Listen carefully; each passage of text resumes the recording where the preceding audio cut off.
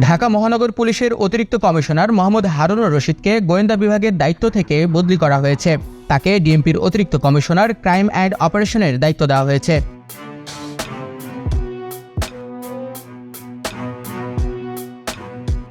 বুধবার ঢাকা মহানগর police commissioner Mohammad Habibur Rahman স্বাক্ষরিত এক অফিস আদেশে এই বদলির তথ্য জানানো হয়েছে।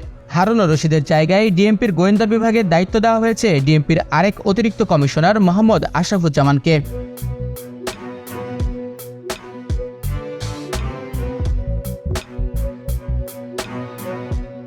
2022 সালের 13 জুলাই ঢাকা মহানগর গোয়েন্দা পুলিশের প্রধান হিসেবে দায়িত্ব পান হারুনুর রশিদ। তার আগে 2021 সালের মে মাসে যুগ্ম পুলিশ কমিশনার হিসেবে গোয়েন্দা বিভাগে পদায়ন হয় তার। এর আগে ডিএমপির তেজগাঁও বিভাগের উপ পুলিশ কমিশনার এবং নারায়ণগঞ্জ ও গাজীপুরে পুলিশ সুপারের দায়িত্ব পালন করেন তিনি।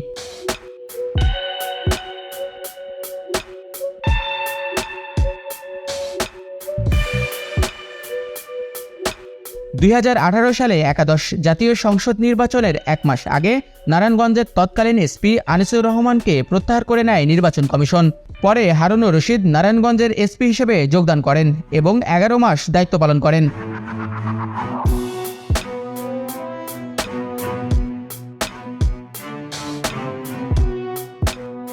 হারুনুর রশিদ কিশোরগঞ্জ জেলার মিঠামাইন থানার হোসেনপুর গ্রামে জন্মগ্রহণ করেন। ঢাকা বিশ্ববিদ্যালয়ের সমাজবিজ্ঞান বিভাগ থেকে তিনি অনার্স ও মাস্টার্স সম্পন্ন করেছেন।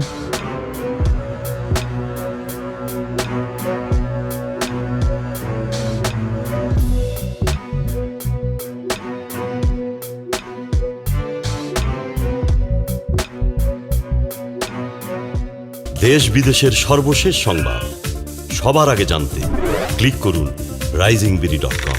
প্রতি মুহূর্তের খবর অনলাইনে।